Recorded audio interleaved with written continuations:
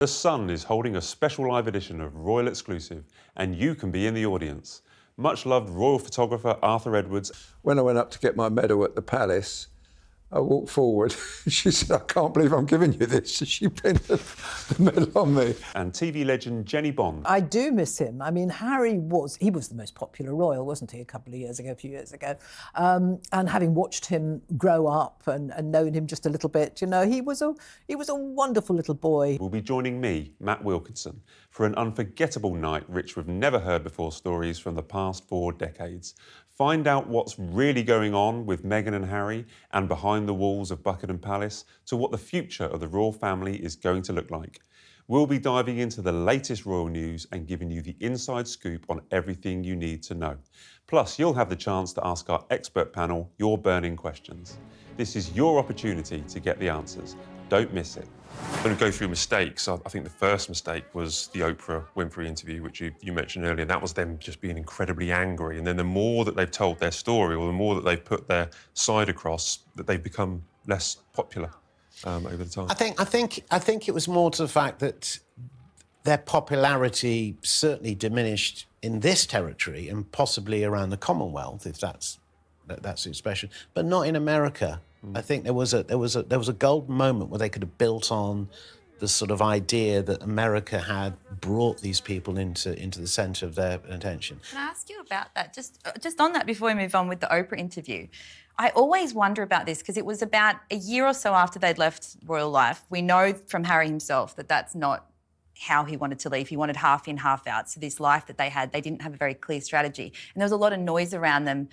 This was really their first chance to speak for themselves. And we know how it's played out now. But at the time, is there a way they could have done that interview and sort of presented themselves better, I suppose, to the public? Could that have been a better PR operation than what it was?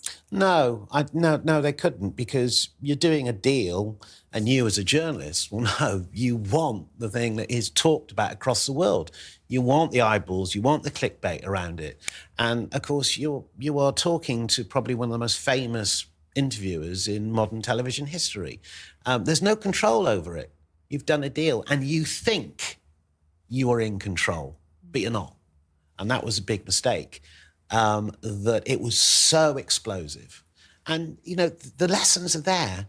You know, the lessons surely were there about the mistakes that Diana made, giving the Bashir interview. There were mistakes in recent history in sort of Andrew, you know, giving the Makeless interview. You know, they should think, well, how do we do this? Less is more. The Queen understood, and I don't think her way of actually, you know, running the media in the 1950s, 60s, 70s, you know, was disrupted with Diana, but she knew the power. And do you remember, which I think is one of the greatest statements about post that interview, about, you know, opinions, or was it, may differ? It was such a short, brilliantly crafted thing, and you know that's a quality of advice at the highest level, coming also from a woman who probably, you know, kept the establishment together from years and years of sitting on that throne and understanding how to get that balance. And it was their desperation to tell their story.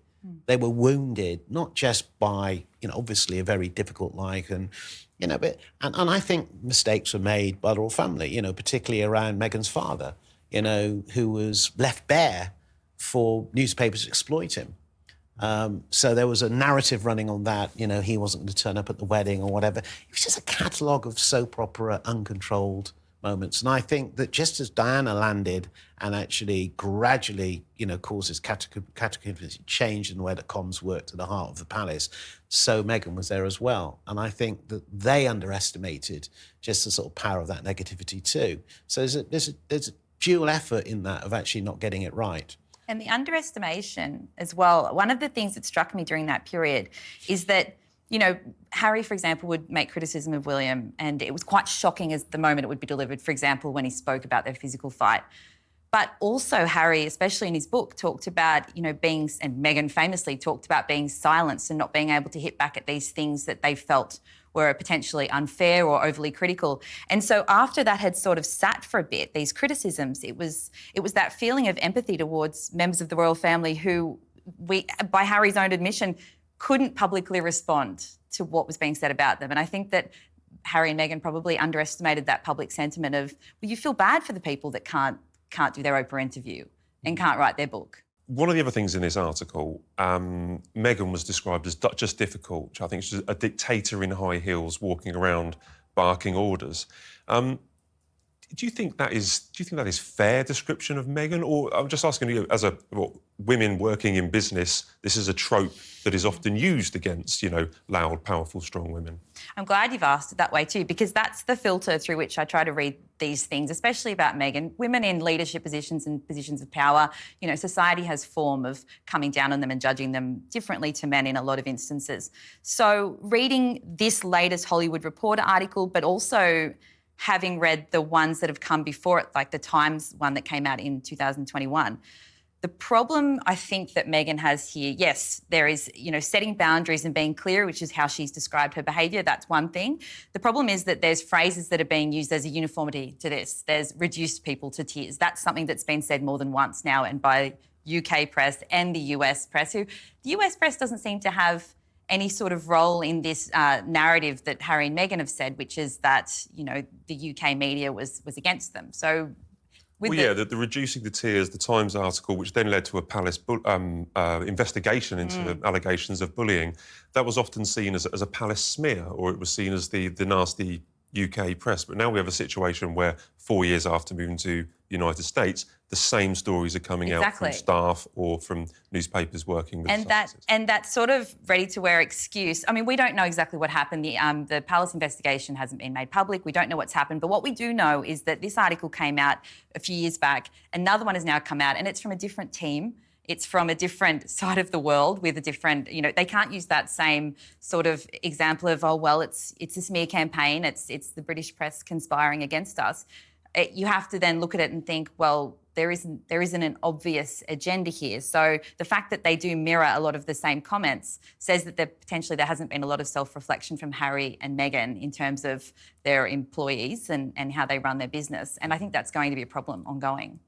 I mean, it goes further than that as well, doesn't it? I mean, if you think of when Harry was up for that, the Pat Tillman Award, his mother, the NFL star who died in the fighting for the USA, his mother said that Harry was divisive and controversial. We had the Spotify boss calling them effing grifters. We had the South Park episode, the Worldwide Privacy Tour. I mean, they're constantly being damaged in America by large media groups and comments that are going to stick around.